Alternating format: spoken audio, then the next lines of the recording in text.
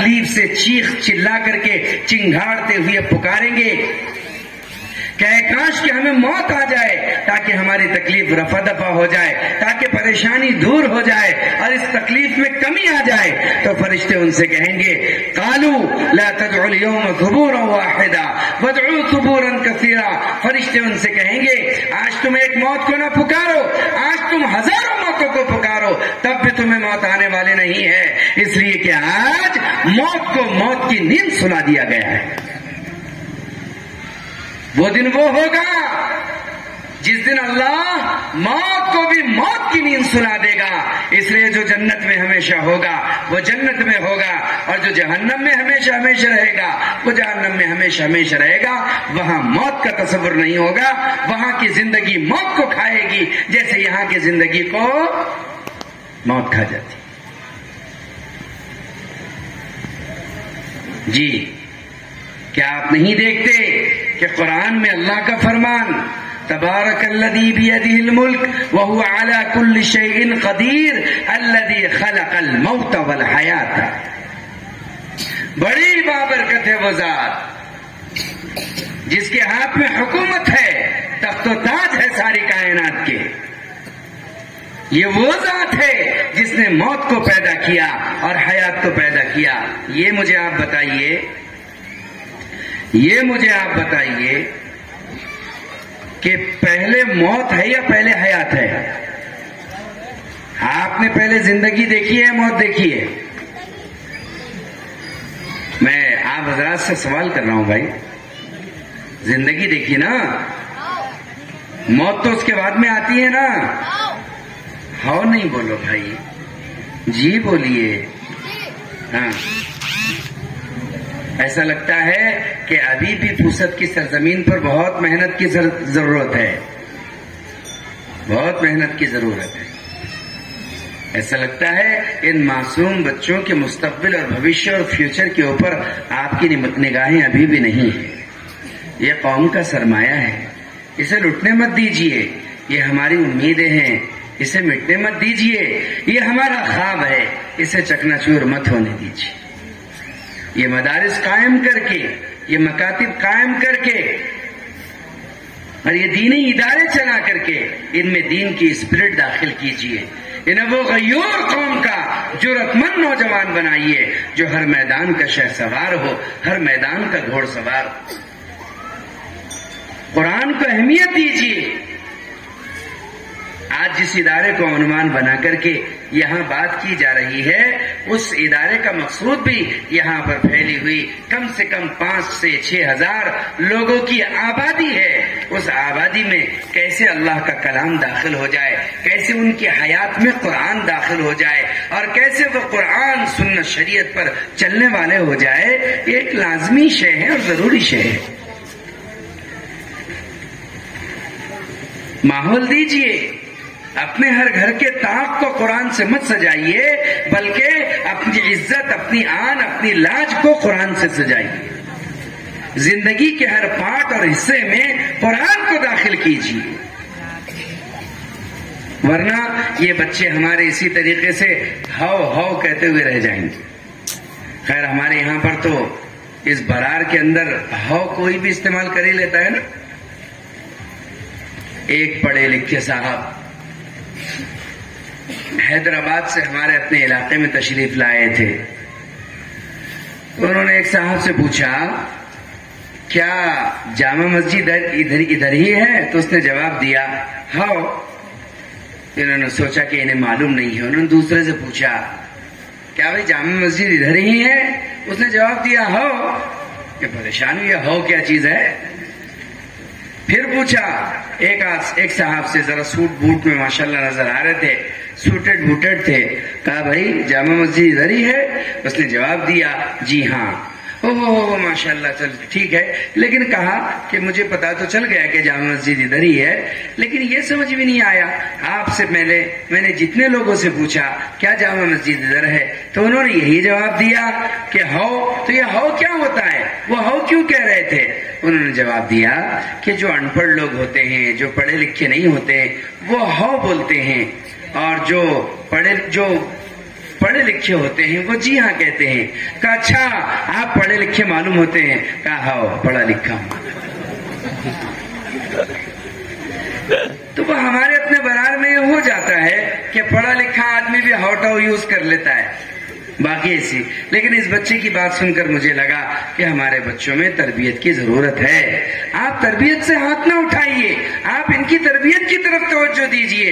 ان کی آج تربیت ہوگی تو کل ترقی ہوگی۔ اگر ان کی آج تربیت نہیں ہوئی، ان نونہالوں پر توجہ نہیں دی گئی تو کل تربیت بھول جائیے۔ آج یہ ہری ہری لکڑیاں ہیں، آپ جس طرف کو موڑیں گے یہ مڑ جائے گی۔ کل کو اگر ان میں سختی آ گئی تو پھر مڑنے کی نہیں ہے۔ یہی دین کے داعی بن سکتے ہیں، یہی دین کے مجاہد بن سکتے ہیں، یہی امت میں غازی بن سکتے ہیں، یہی اعلیٰ درجے کے نمازی، متقی، زاہد، پارسا اور پرہیزگار بن سکتے ہیں اگر آج ان پر محنتیں کی گئی۔ اس لیے کہ بچپن کی ہوئی محنتوں کا رنگ 55 کے زمانے تک باقی رہتا ہے۔ ہمارا عجیب حال ہو گیا ہے، ہم اپنے گھروں میں داخل ہوتے ہیں، ہمارے پاس وقت نہیں ہے بال بچوں کے پاس تھوڑی دیر بیٹھ جائے، اپنی بیوی کے ساتھ تھوڑی دیر بیٹھ جائے، نہ ان سے پیار کرنے کے لیے ہمارے پاس وقت ہے، نہ دو بول بولنے کے لیے وقت ہے۔ وہ قصے پاریدہ ہو گئے، وہ پرانے زمانے کی داستان ہو گئی کہ آج کوئی اپنے بچوں کو لے کر نہ صحابہ کے جذبات بتاتا ہے، نہ ان کے قصے سناتا ہے، نہ ان کی کہانیاں سناتا ہے۔ ساری زندگیاں موبائلوں کے حوالے ہو کر کے رہ گئی ہے۔ بچے کیا کر رہے ہیں؟ باپ موبائل میں ہیں، بچے کیا کر رہے ہیں؟ ماں موبائل میں ہے۔ کسی کے پاس اپنی اولاد کو تربیت کا دینے کے لیے ٹائم نہیں ہے۔ بتاؤ بچے پھر فارم کے انڈوں کی طرح نہیں نکلیں گے تو اور کیسے نکلیں گے؟ ریزنس ویسا ہوگا، کاٹے بوئے ببول کے تو آم کہاں سے کھائے، بیٹے گھر میں روٹی نہیں انگور کہاں سے لائے۔ اگر آپ اس 2022 میں اپنے بچوں پر توجہ نہیں دیں گے، دھیان نہیں دیں گے تو ایک سیاہ، نہایت گہرے سیاہ اور کالے مستقبل اور فیوچر کے لیے تیار ہو جائیے جو آپ سے ذلت کے ساتھ پیش آنے کے لیے تیار ہے۔ پھر مت کہنا یہ اولاد کیسی دوگلی ہو گئی ہے، کیسی ظالم ہو گئی ہے، کیسی ذلیل کر رہی ہے۔ وہ ذلت کے بیج بونے کے ذمہ دار تم رہو گے، معاشرے کے بگاڑ کا ذمہ تمہارے سروں پر ہوگا، تمہارے سروں پر کانٹوں کا تاج سجایا جائے گا، تم افسوس کے ساتھ جیو گے اور رو گے، تم خون کے آنسوؤں سے ڈھلو پانی رو گے، لیکن افسوس کہ تمہارے کوئی آنسوؤں کو پوچھنے والا نہ ہوگا۔ یہ ہمارا فیوچر ہے، یہ آنے والا مستقبل ہے، یہ ہمارا آنے والا کل ہے۔ ان پر توجہ دیجئے۔ جن پودوں کی نگرانی کی جاتی ہے وہ پھل پھول دینے لگتے ہیں، جن کی نگرانی نہیں کی جاتی دھوپ انہیں کھا جاتی ہے، ہوائیں انہیں بکھیر دیتی ہے اور موسم کے حوادث اور بیکٹیریا انہیں ختم کر کے ہی دم لیتے ہیں۔ کیا آپ کو نہیں لگتا کہ اس یہودیت اور نصرانیت کے غلبے کے زمانے میں آپ کی اولاد یہود و نصارہ کے نوک و نشان پر ہے کہ وہ اب لگا اور تب لگا اور اب اجڑا چمن اور تب اجڑا چمن؟ اب بھی اگر ہم اپنے بچوں پر دھیان توجہ نہ دیں تو ہم سے بڑا نادان اس دور میں کوئی نہیں ہوگا۔ ایک نوجوان بیٹے نے اپنے باپ کے گلے میں رسی ڈالی اور برسر میدان کھینچ کر لے کر کے جا رہا ہے۔ لوگ تھو تھو کر رہے ہیں، یہ کیا ہوا؟ ایک بیٹا اپنے باپ کے گلے میں رسی ڈال کر کھینچ کر لے جا رہا ہے، اور ایسے کھینچ کر لے جا رہا ہے جیسے مرے ہوئے کتوں کو بھنگی کھینچ کر کے لے کر کے جاتے ہیں، وہ اپنے باپ کو کھینچ کر کے لے کر کے جا رہا ہے۔ لوگ چیمی گوئیاں کر رہے ہیں، تذکرے تبصرے کر رہے ہیں۔ باپ کی قمیص پھٹ گئی، پھر بنیان پھٹ گئی، اور اب سینے سے کھال اترنے لگی، خون رسنے لگا، خون بہنے لگا، اور زمین اپنے سیاہ چہرے کو اس کے باپ کے خون سے دھلنے لگی۔ وہ باپ کو کھینچا ہوا لے کر کے جا رہا ہے، باپ بیچارہ روئے جا رہا ہے، ہسکیوں اور سسکیوں کا ماحول گرما گرم ہے۔ ایک نیم کا پیڑ آیا تو چیخ کر کے اس باپ نے اپنے بیٹے سے کہا، بیٹا بس اس نیم کے پیڑ کے آگے مجھے نہ کھینچ۔ بیٹے نے پلٹ کر کے دیکھا اور کہا، بڑے میاں تمہیں اتنے دور سے کھینچ کر کے لا رہا ہوں، چوں نہ کی، چیرا نہ کی، نہ چیخے نہ چلائے نہ کچھ کہا۔ اب کیا ہوا کہ تم اس نیم کے پیڑ کے پاس میں آ کر کے چیخ بیٹھے؟ جواب دیا بیٹے بات کچھ نہیں ہے، بات بس اتنی ہے، اگر تو مجھے اس نیم کے پیڑ کے آگے ایک بالشت کے برابر کھینچے گا تیرا بیٹا بھی تجھے ضرور اس نیم کے پیڑ کے آگے بالشت کے برابر کھینچے گا۔ کہا کیوں؟ کہا اس وجہ سے کہ میں نے بھی تیرے دادا کے گلے میں رسی ڈال کر یہی تک کھینچ کر کے لایا تھا۔ علامہ عبد الجبار حنفی رحمۃ اللہ علیہ نے خود واقعہ تحریر کیا ہے۔ ایسا تو ہوگا، یہ برائی پھر نسل در نسل منتقل ہوگی۔ اگر انہوں نے اپنے ماں باپ کی نافرمانی کی، انہیں ستا دیا، انہیں دکھا دیا، انہیں رلا دیا، انہیں ہلا دیا، تو ان کی اولاد بھی ان کے ساتھ وہ سلوک کرے گی۔ جب ان کی اولاد ان کے ساتھ یہ سلوک کرے گی تو باپ کی اولاد بھی ان کے ساتھ ایک سلوک کرے گی، اور یہ سلسلہ لامتناہی چلتا رہے گا۔ تو کیا ہم چاہتے ہیں کہ معاشرہ ہمارا اسی زہر میں گھلتا رہے اور ایک دن ختم ہو کر کے رہ جائے؟ اس لیے اپنی بچوں سے تربیت کا کوڑا نہ ہٹائیے۔ حضرت عمر رضی اللہ تعالیٰ عنہ نے اپنے گھر میں کوڑا لٹکا کر کے رکھا تھا۔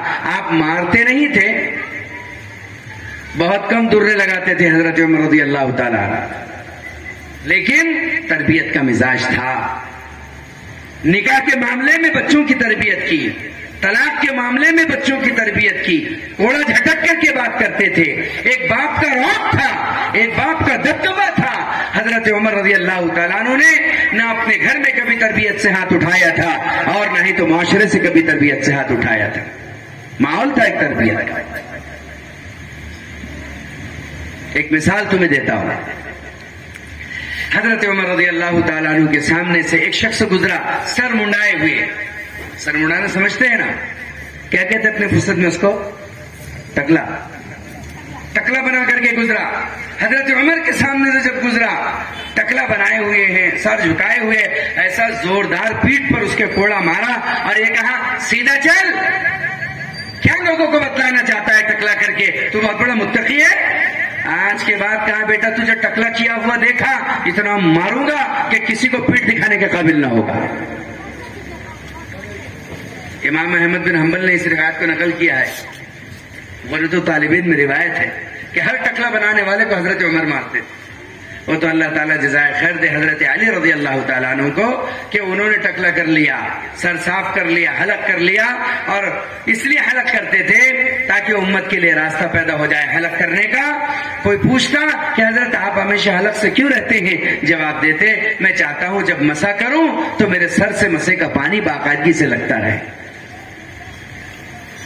حضرت عمر کا ماحول تھا، معمول تھا، جہاں کہیں غلطی دیکھی فوراً نہیں عن المنکر کیا، فوراً اصلاح کا کام کیا، فوراً امر بالمعروف کیا۔ حضرت عمر رضی اللہ تعالیٰ عنہ کے دروازے پر آ کر کے ایک فقیر نے صدا لگائی اور صدا لگا کر کے کہا اللہ کے نام پر کچھ دے دو، بھوک سے بھوکا ہوں، پیاس سے پیاسا ہوں۔ حضرت عمر نے اپنے گھر میں کچھ دال تھی اور روٹی تھی، وہ بھجوائی، اس کو روٹی مل گئی۔ ایک جھولی میں اس نے روٹی ڈالی، دوسری جھولی میں اس نے دال ڈالی، اور وہ آگے بڑھا، اگلے گھر پر گیا، پھر صدا لگائی اللہ کے نام پر کچھ دے دو۔ یہ صدا لگانا تھا کہ امیر المومنین حضرت عمر بن خطاب نے کہا اسے لے آؤ ادھر لے کر کے آؤ۔ جب اسے لایا گیا تو حضرت عمر رضی اللہ تعالیٰ نے 2 کوڑے اس کو مارے، کہا یہ بھیکاری نہیں ہے، تاجر ہے، بھیکاری ضرورت پوری کر کے گھر چلا جاتا ہے، یہ تو دھندا کر رہا ہے، اس کی جھولیاں پلٹو۔ جب جھولی پلٹی گئی اتنے بڑے روٹی کے ٹکڑے نکلے اور اس میں کئی قسم کا سالن نکلا۔ آپ نے کہا ایک روٹی اٹھا، سالن اٹھا، چل رستے سے آگے بڑھ، تاجر مت بن، بھیکاری کی ضرورت کو اللہ بھی پوری کرتا ہے۔ پھر فرمایا میں نے میرے نبی سے یہ بات سنی تھی، جو لوگوں کے سامنے ہاتھ پھیلاتا ہے، فقر کا دروازہ کھولتا ہے تو اللہ اس دروازے کو کبھی بند نہیں کرتے، مرتے مرتے بھی بھیک مانگ کر کے مرتا ہے۔ سوال کا دروازہ حضرت عمر رضی اللہ تعالیٰ عنہ کو مزاج تھا کہ وہ تربیت کا ماحول بناتے تھے۔ آپ بھی اپنے بچوں کو اللہ سے مانگنا سکھائیے، ورنہ کہیں دیر نہ ہو جائے لوگ آپ کے بچوں کو یشوع مسیح سے مانگنا سکھا دیں گے۔ اللہ سے مانگنا سکھائیے، تکبیر اور اللہ کی کبریائی سکھائیے، ورنہ لوگ آپ کے بچوں سے جے جے کے نعرے نہ لگواتے۔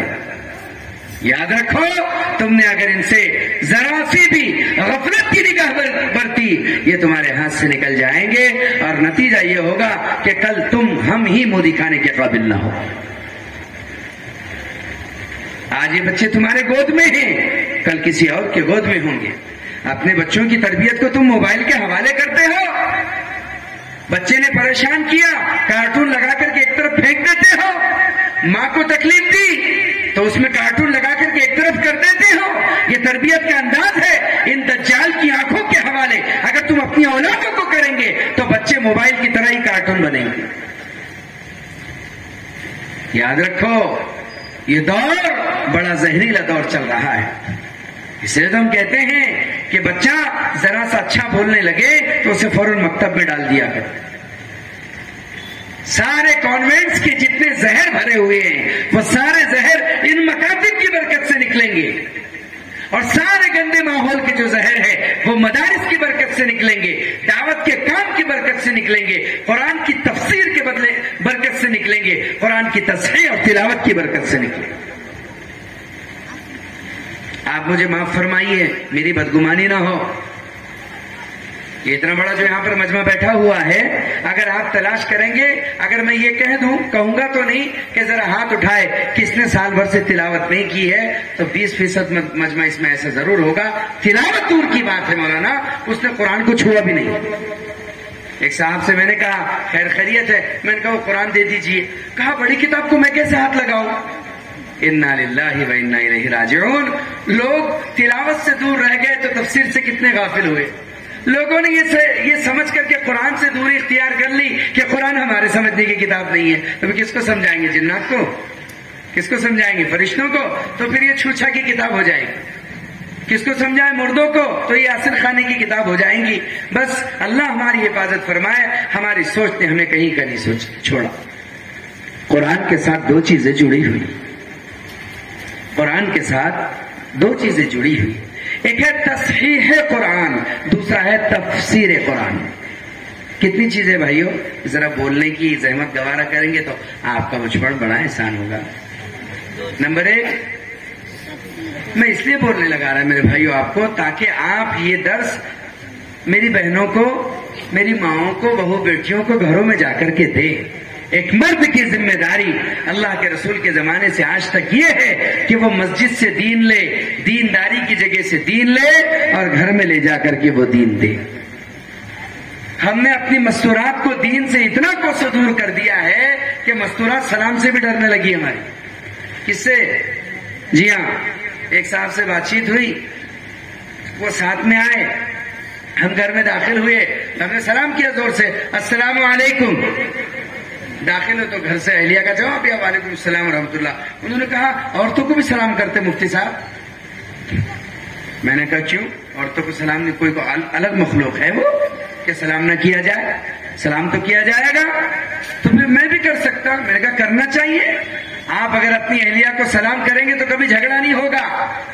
آپ آزما لیجئے، جس دن آپ کی بیوی آپ سے غصہ ہو اور کچھ کہنے کے لیے جیسی آواز نکالے فوراً آپ کیجئے السلام علیکم. ہو گیا معاملہ. دیکھو کیسے ہنستے دونوں.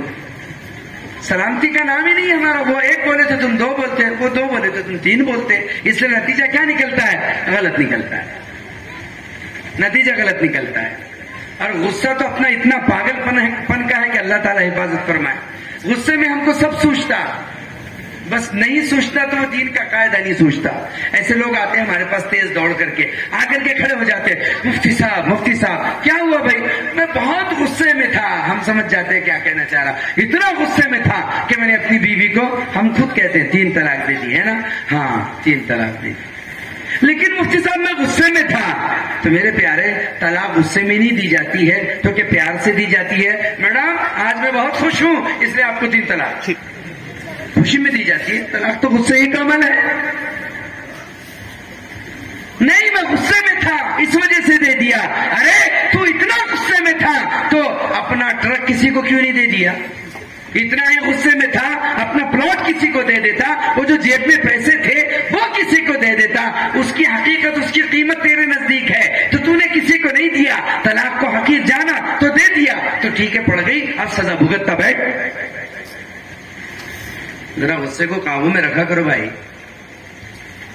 اب تو حکومت اور گورنمنٹ نے بھی تمہارے لیے قانون بنایا ہے, تم 3 بولو تو تم کو 3 سال کا مہمان بناتی ہو, پھر بھی سمجھ میں نہیں آ رہی.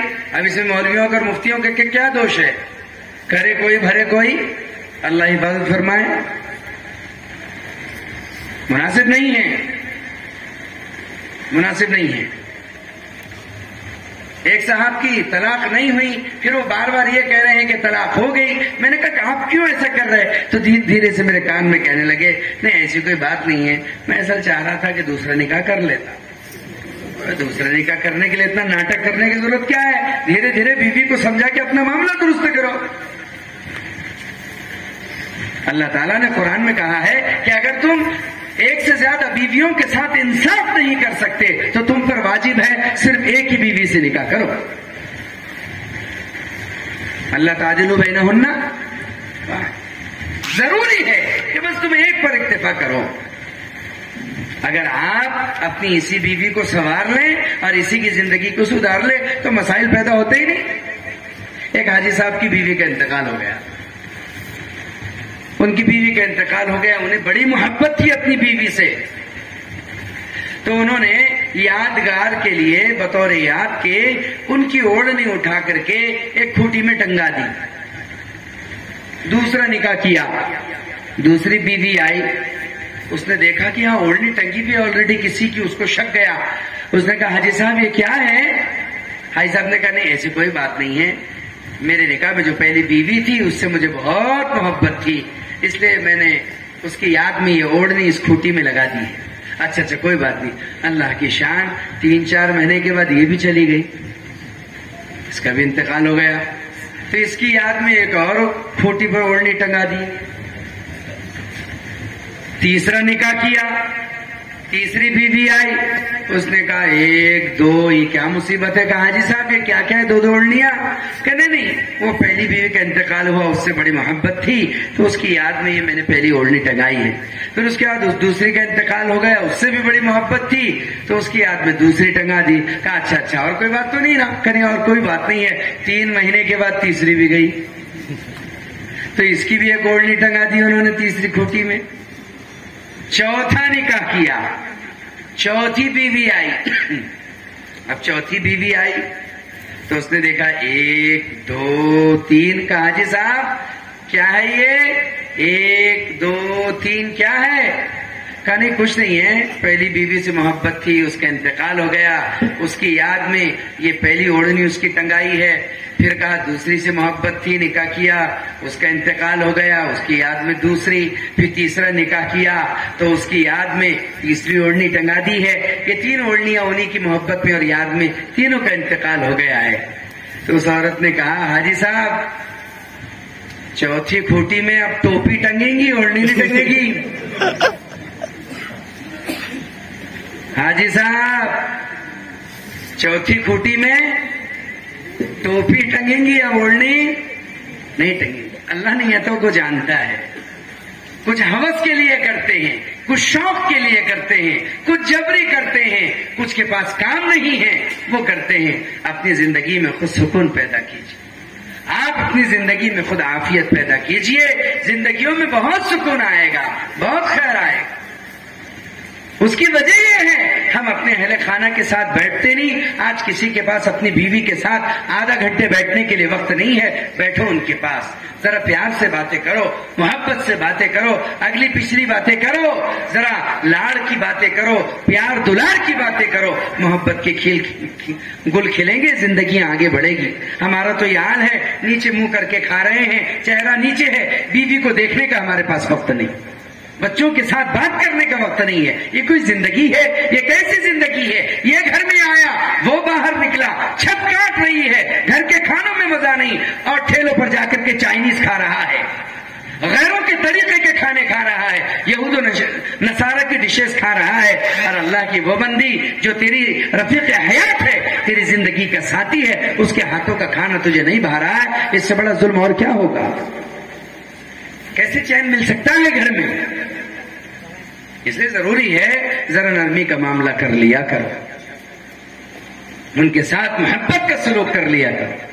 باہر کے کھانے نہ کھاؤ، مزاجوں میں بازاروں پن آتا ہے، اپنے گھروں کے کھانوں کو کھاؤ، اس میں تلذذ ہوتا ہے۔ اور میری بہنوں تک اگر میری آواز پہنچ رہی ہے تو میں کہوں گا کمی کچھ تمہاری بھی ہے۔ کیوں نہیں تم چمچہ ہلاتے ہلاتے سورہ فاتحہ کبھی پڑھ لیتی؟ کیوں نہیں تم چمچہ ہلاتے ہلاتے سورہ فلق سورہ ناس پڑھ لیتی؟ کیوں نہیں تم جھاڑتے جھاڑتے ایک پارہ تلاوت کر لیتی ہو؟ کیوں درود شریف نہیں پڑھ لیتی ہو؟ اگر تم آٹا گوندو گی اللہ کا نام لیتے ہوئے، تم روٹی بیلو گی درود شریف پڑھتے ہوئے، تم روٹی سیکھو گی یا نا رکون بردم والسلام علی ابراہیم پڑھتے ہوئے، اگر تمہارے ہر کام میں قرآن ہوگا اور یہ قرآن تمہارے شوہروں کے پیٹ میں لقمے بن کر کے جائے گا، تمہارے بچوں کی زندگی میں پانی بن کر کے اترے گا، تو مجال نہیں ہے تمہاری زندگی کے اندر کوئی اندھیرا داخل ہو جائے۔ ذرا سی خیر کے لیے یہ بات ضروری ہوتی ہے کہ ہم پوری طریقے سے اپنے گھر کو دینی بنائیں۔ ہمارے یہاں تو سلام کرنا مشکل ہے۔ وہ بیچارے صاحب مجھ سے سیکھ کر کے گئے کہ سلام کرنا چاہیے اپنے اہلیہ کو، میں نے پہلے بتلا دیا تھا کہ سلام کرنا چاہیے، اللہ کے نبی علیہ السلام کرتے تھے۔ یہ بیچارے گھر پر گئے، ان کی اہلیہ جو ہے میرا خیال ہے جماعت میں سے لوٹتے تھے، اہلیہ ان کی پوری بنا رہی تھی تیل میں تل کر کے، ان کی آمد کی خوشی میں یہ پیچھے سے گئے اور جا کر کے انہوں نے زور سے سلام کیا، السلام علیکم، بس سلام کرنا تھا، وہ تھر تھر کانپنے لگی، ہاتھ سے جھاڑا چھوٹ گیا، تو مجھ سے کیا غلطی ہو گئی، اللہ کے لیے معاف کر دیجئے۔ ارے کچھ نہیں، تم دوسری شادی کرنا چاہ رہے، تمہارے دل میں کیا ہے تو تم مجھے صاف بتلا دو۔ ارے کچھ نہیں، آج تک تم نے سلام کرے نہیں، آج کیسے سلام کرے، کیا ہو گیا تم کو، تم طلاق کا پلان بنا اتنا نیرا کر دیا اپنے گھر کی عورتوں کو کہ بیچاروں کو سلام سے بھی ڈر لگ رہا ہے کہ شوہر اگر سلام کر دے تو کچھ نہ کچھ جو ہے انمن گھڑنے والا ہے۔ اپنے گھروں میں دین دو، اور رفیق حیات ہے۔ میں اتنے بڑے مجمع سے پوچھتا ہوں، یہ آپ کی رفیق حیات ہے جس کا ساتھ آپ کا ساتھ، جس کے ساتھ آپ کا ساتھ کہاں تک ہے؟ جیسے قبل الحیات ہے بعد الممات بھی ہے۔ کوئی بیٹا ماں کی جنت میں نہیں رہ پائے گا، کوئی بیٹی باپ کی جنت میں نہیں رہ پائے گی، کوئی بھائی بھائی کی جنت میں نہیں رہ پائے گا، لیکن ایک بیوی اور شوہر ہی کا رشتہ ہے کہ بیوی ہی وہ ذات ہوگی جو شوہر کی جنت میں رہ پائے گی۔ تمہارا ساتھ تو وہاں تک کا ہے، وہ ختم نہیں ہوگا، یہ رشتہ مندمل نہیں ہوتا، یہ رشتہ ختم نہیں ہوتا۔ میاں بیوی کا رشتہ تو جنت تک جانے والا رشتہ ہے۔ اجی ذرا اس رشتے پر محنت کر لیجئے۔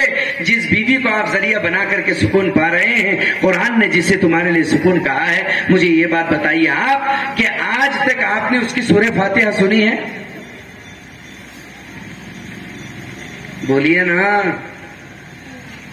ہم کو کیا چمٹے لیتے رہتے مولویوں کو بار بار بولو۔ آپ نے ان کو بٹھا کر ان کی سورہ فاتحہ سنی ہے کہ بیگم آپ نماز میں سورہ فاتحہ کیسے پڑھتے ہو کہ سورہ فاتحہ کے بغیر نماز کامل ہی نہیں ہوتی؟ کبھی سنی ہے ان کی سورہ فاتحہ کیسی ہے؟ اتحیات ان کا سنا ہے؟ ان کی دعائیں قنوت ہے بھی نہیں ہے؟ یہ سنا ہے آپ نے؟ ان کے کلمے کی درستگی معلوم کی ہے؟ نہیں جی، آپ کو تو کمانے دھمانے سے، آپ کو تو بس کیا کہیں، نوٹوں کے چیوڑنے سے فرصت نہیں۔ آپ تو روٹی کے ٹکڑوں میں، گھروں کے جھونپڑوں میں اور کپڑوں کے چیتھڑوں میں الجھے ہوئے ہیں۔ آپ کو کیا لینا دینا ہے؟ اس بیچاری کو کچھ آتا ہے نہیں آتا۔ اسی لیے مستورات کے مکاتب ہوں، مدارس ہوں، وہاں ان کے بھی قرآن کی تصحیح ہو۔ دو چیزیں نہایت ضروری ہے قرآن سے متعلق، ایک تصحیح ہے قرآن، دوسرا تفسیر قرآن۔ کتنی چیزیں بزرگوں؟ ہو گیا، وقت ہو گیا، بات بھی ختم ہو جائے گی۔ کتنی چیزیں ہیں؟ نمبر 1 تصحیح قرآن، قرآن کو درست پڑھنا۔ نمبر 2 تفسیر قرآن۔ دیکھیے، قرآن کی تفسیر کا تعلق نماز کے باہر سے، قرآن کی تصحیح کا تعلق نماز کے اندر سے۔ اگر قرآن کی تفسیر بھی معلوم ہو، نماز پڑھ رہا ہے تو اس کی نماز کی لذت کا کیا کہا جا سکتا ہے؟ لیکن نماز کے اندر تفسیر سے زیادہ تصحیح ضروری ہے۔ تصحیح کس کو کہتے ہیں؟ قرآن کو درست پڑھنا۔ جیسے ہم انگریزی کو تصحیح سے پڑھتے ہیں کہ نہیں؟ ماشاءاللہ بہت سے لوگ انگریزی تو بہت اچھی، کون سی کیا کیا نام ہے، عجیب عجیب انگریزی کے ہے نا، میرے کو نام کیا ہے، کوالیفائڈ نہیں، کچھ تو الٹے سیدھے نام ہے اس کے، عجیب عجیب نام ہیں. ایک مرتبہ میں اور ہمارے ایک دوست مفتی صاحب ایک گاڑی کے پاس کھڑے ہوئے تھے. اس گاڑی کا نام تھا بجاج ڈسکور. میرے خیال ہے 4 اسٹروک کی آئی تھی, 4 اسٹروک تھے اس میں, 4 ڈال دیا تھا اس نے گیئر. تو میں کھڑا تھا گاڑی کی تعریف کرتے ہوئے, تو ایک صاحب آئے ماشاءاللہ بہت اچھے تھے.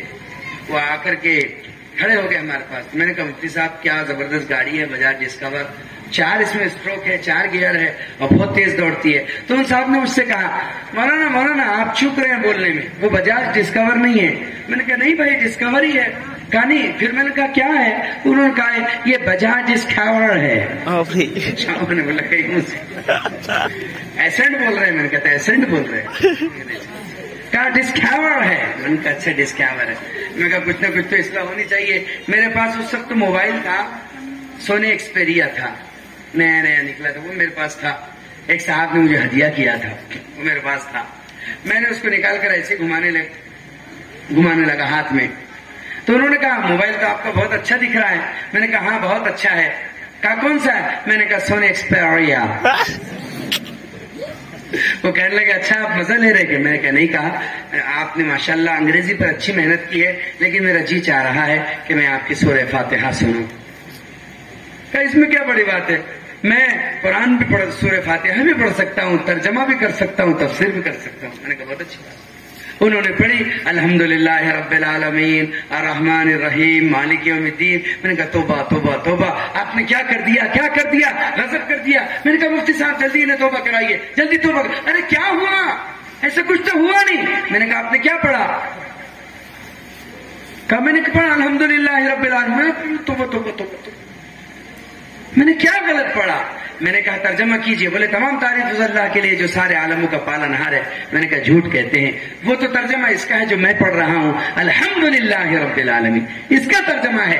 آپ نے چھوٹی ہاتھ سے پڑھا ہے. میں نے کہا بڑی ہاتھ سے جب پڑھا جاتا ہے الحمدللہ رب العالمین, ترجمہ ہوتا ہے تمام تعریفیں اس اللہ کے لیے ہیں جو سارے عالموں کا پالنہار ہے. اور جب چھوٹی ہے سے پڑھا جاتا ہے الحمدللہ رب العالمین, ترجمہ ہوتا ہے تمام پھٹے پرانے چیتڑے کپڑے اس اللہ کے لیے جو سارے عالموں کا پالا ہے.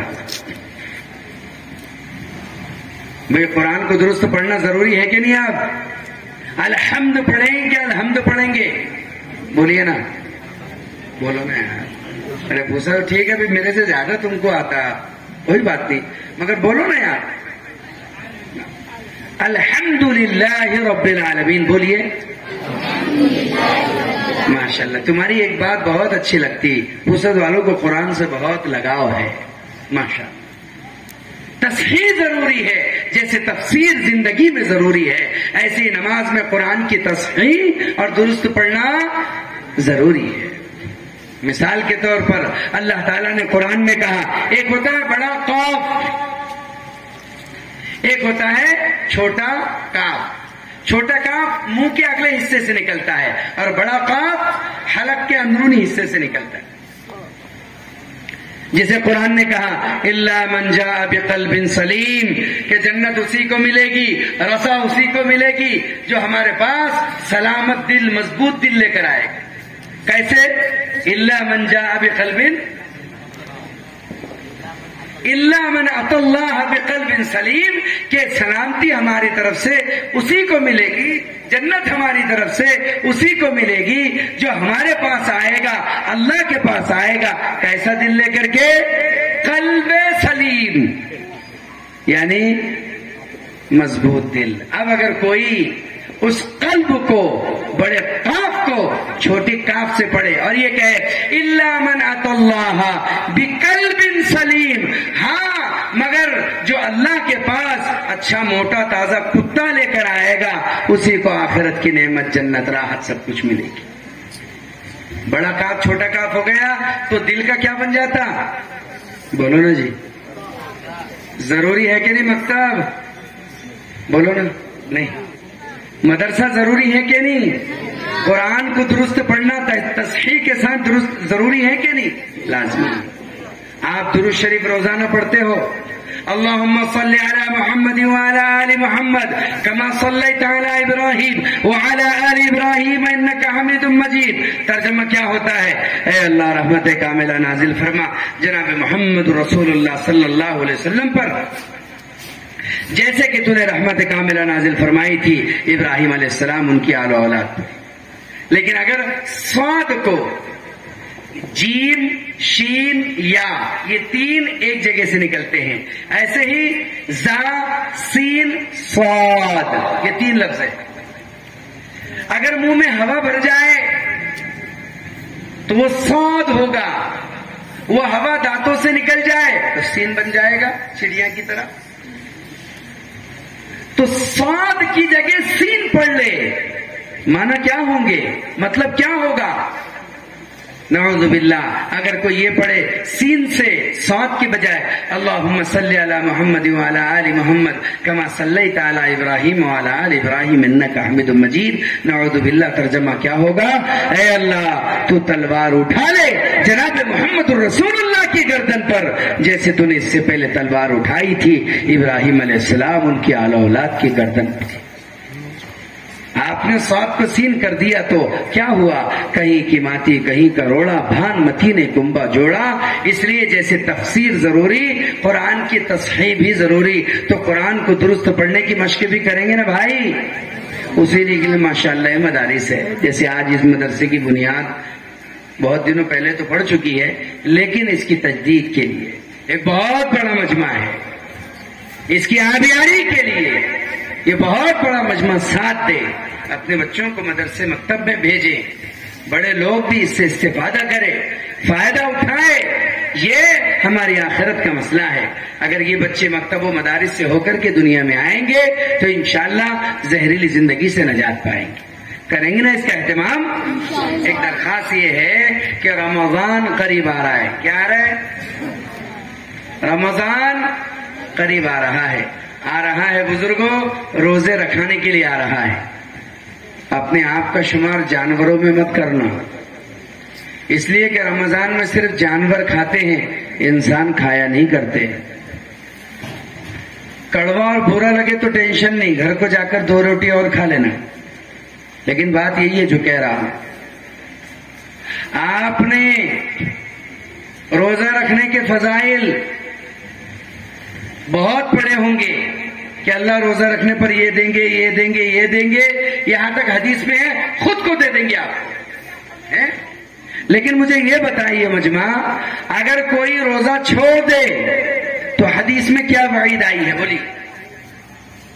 جب تک میں پانی پی لوں، یہ سب سے سوال ہے. بتائیے حدیث میں کیا وعید ہے؟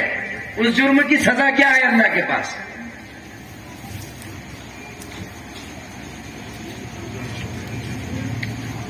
اگر کوئی اسلام کے ارکان کتنے؟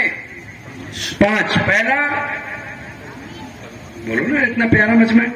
پہلا کلمہ، دوسری، تیسرا، چوتھی، 5واں. جی 5 ارکان. پہلے رکن کا حکم یہ ہے کہ سیکنڈ بار کے لیے کلمے سے دور رہا کافر ہو جائے گا. دوسرے رکن کا حکم یہ ہے نماز کا، ایک نماز چھوڑ دیا پتہ نہیں اللہ کتنے کروڑوں سال کتنا جلا دے گا اس کو، کتنی سزا دے گا اللہ اس کو. یہ اللہ کی طرف کی بات ہے، بہت کثرت سے حدیث میں.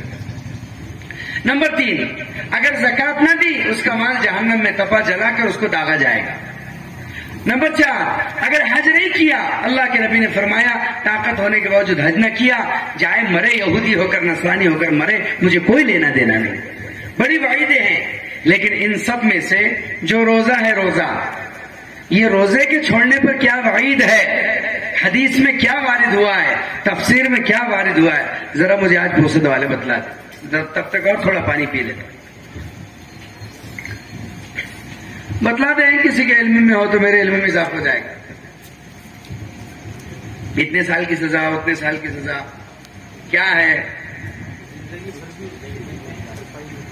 یہ سزا کہاں ہے کہ زندگی بھر وہ روزے نہ رکھے تو بھرپائی نہیں ہو سکتی؟ سزا بولو کیا ہے؟ سزا بولو کیا ہے؟ آج تک سنے کبھی اتنے پڑھے لکھے لوگ بول بھی نہیں رہے کچھ. آپ نے سنے تو بولو ہو, نہیں سنے تو نہیں. اتنے ایکسپٹیو ٹینس میں چلا کرو یار, مان لیا کرو, کیا ہوتا ہے. ابھی آپ لوگوں نے سنے کبھی کسی حدیث میں, پڑھے؟ پیچھے والے بھی بولو نہیں نا. عجیب بات یہ ہے, نہ حدیث میں کہیں آیا ہے اس کی سزا کا تذکرہ, نہ قرآن نے کہیں اشارہ کیا, کہیں پر تذکرہ نہیں ہے کہ روزے کے چھوڑنے پر اللہ کیا عذاب دے گا. اب سوال یہ پیدا ہوتا ہے, پھر تو ٹینشن ہی نہیں. جب عذاب کا تذکرہ ہی نہیں ہے تو پھر روزے اطمینان سے چھوڑو, کھاؤ پیو. نہیں, کیوں تذکرہ نہیں ہے اس پر غور کرنے کی ضرورت ہے. کیوں تذکرہ نہیں؟ علماء سے پوچھا گیا کہ کچھ تو روزہ چھوڑنے کی ادنا سزا ہونا چاہیے, تو علماء نے کہا کہ ہم سزا تو نہیں بول سکتے, قرآن حدیث خاموش ہے. ہاں البتہ یہ کہا جا سکتا ہے کہ روزہ چھوڑنے کی جان بوجھ کر افطار کر رہا ہے, یعنی کھاتا پھر رہا ہے رمضان میں, اس کی ادنا سزا یہ ہے اس کا سر اس کے تن سے جدا کر دیا جائے. وہ اللہ کی زمین پر جینے کے لائق نہیں ہے, ادنا. لیکن قرآن و حدیث خاموش ہے, اس کی سزا کا تذکرہ نہیں کیا. کیوں نہیں کیا؟ علماء نے لکھا ہے کہ اللہ اس کی سزا کا تذکرہ کیا کرے کہ روزہ چھوڑنے پر جو اللہ عذاب دے گا, اگر اس کا احاطہ, اگر اس کو شمار کرنا آسان ہوتا تو اللہ قرآن میں اس کی سزا بیان کر دیتا, نبی حدیث میں بیان فرما دیتے تھے کہ روزے کے چھوڑنے پر جو اللہ عذاب دے گا وہ اتنا شدید ہے کہ نہ اسے قرآن نے بیان کیا نہ اسے رسول اللہ نے بیان کیا. اس لیے اللہ کے لیے سب کرنا, چلچلاتی دھوپ ہو یا مئی کا زمانہ ہو, یہ وہ زمانہ ہے جس میں اس حدیث کو پانا ہے. اللہ کے نبی علیہ الصلوۃ والسلام نے فرمایا, اللہ تعالیٰ فرماتا ہے الصوم منی وانا اجزا بھی, کہ اے روزہ, اے روزہ دار, تیرا روزہ میرے لیے اور میں خود تیرے لیے. اور موسم بھی ایسا آ گیا ہے, پورے روزے قائم ہیں, مئی میں ہے نا, اپریل میں ہے, اپریل کے روزے ہیں اور مئی میں جا کر کے ختم ہوں گے. آخری روزہ 30واں کب آئے گا؟ 3 مئی کو آئے گا نا. بس اللہ سے یوں ہی کہنا ہے میں اور تو, کہ روزوں کے اخیر میں اللہ کی قدرت, اللہ کی ذات ہمیں مل جائے تو ساری کائنات ہمیں مل جائے. روزوں کا اہتمام کرتے رہیے. یہ رمضان ہے. رمضان کا ترجمہ کیا ہوتا ہے؟ رمضان نہیں, رمضان. کیا لفظ ہے یہ؟ رمضان. کیا مطلب ہوتا ہے اس کا؟ رمضان کہتے ہیں آگ کی اس بھٹی کو جو گناہوں کو جلا کر پاک کر دیتی. تو اس بھٹی میں جو جلے گا گناہوں سے پاک ہو جائے گا. رمضان کا احترام کیجئے, روزوں کا اہتمام کیجئے. کم سے کم 10 قرآن تو بھی انشاءاللہ ختم کیجئے. کریں گے نا اہتمام؟ 10 نہیں ہوتے تو کم سے کم 5 نہیں ہوتے تو 3 نہیں ہوتے تو 2 تو کرو بھائی. 2 نہیں ہوتے تو اللہ کے لیے کم سے کم 1 قرآن تو ختم کرو ہی کرو. اور تراویح میں قرآن سنو ہی سنو, ہر حال میں سنو, ہر حال میں سنو. معمول بناؤ. جی ہاں, پریشان مت ہو. اللہ اب 20 رکعت ہم کیسے پڑھے؟ ایک جگہ ہماری جماعت گئی لونی میں, ہم نے ایک صاحب سے بولے چچا نماز کو چلو نا. نہیں بولے اپن عید بقرعید کبھی کبھی آتے. بولے بیٹا حضرت رمضان ہے, رمضان میں تو چلنا چاہیے نا. بہت کوشش کرے, 3 مرتبہ چکر مارنے کے بعد وہ تیار ہو گئے. ٹھیک ہے بولے نہا دھو کر کے آتا. انہوں نے مغرب میں غسل کیا, اللہ کی شان ہمیشہ میں لے کر کے آ گئے. امام صاحب نے فرض نماز پڑھی, سنت ہوئی, اور تراویح شروع ہوئی. اب تراویح شروع ہوئی تو 20 رکعت تراویح, اٹھک بیٹھک. ان کو غصہ آ گیا اور نماز سے جب ان کی دعا وطر سے فارغ ہوئی تو کہنے لگے اچھا گالی دے کر کے کہ تم نے میرے کو دیکھ کر کے آج اٹھک بیٹھک پڑھا دی ہے نا. نیا آدمی دیکھا تو ستانے کی. اجی نہیں چچا, یہ 20 رکعت تراویح ہے, سنت موقع ہے, یہ 1400 سال سے حرم پاک میں، حرم مدینہ میں ایسی چلی آ رہی ہے، کہیں 36 کہیں 20 چلی آ رہی ہے، ایسی کوئی نہیں، تم نے مجھے دیکھ کر کس کی تعداد بڑھائی؟ نفس پر ذرا بوجھ ہوگا، لیکن آپ اہتمام کے ساتھ تراویح پڑھے، تراویح میں قرآن سنیں۔ جیسے مردوں پر تراویح سنت موقدہ ہے، ایسے عورتوں پر بھی سنت موقدہ ہے۔ عورتیں بھی تراویح سنت تعاقد کے ساتھ گھر میں انفرادی پڑھے، اور اگر کوئی حافظ قرآن سناتا ہو تو پردے کے پیچھے سن سکتی ہے، لیکن عورتوں کے اوپر بھی لازم ہے اور ضروری ہے کہ وہ تراویح کا اہتمام کرے، 20 رکعت کریں گے انشاءاللہ۔ اللہ تعالیٰ آپ کی ان کاوشوں کو، محنتوں کو قبول فرمائے، اور یہ جو مدرسہ کیا نام ماشاءاللہ نعمانیہ حضرت امام ابو حنیفہ رحمۃ اللہ علیہ کی طرف منسوخ کرتے ہوئے جو قائم کیا گیا ہے، اس میں بچوں کو اہتمام سے بھیجے، اس کا تعاون فرمائے اور خوب اس کی ترقی کے لیے کوشش کرے۔ اللہ تعالیٰ آپ کو، مجھ کو اور پوری امت کو عمل کی دولت سے مالا مال فرمائے۔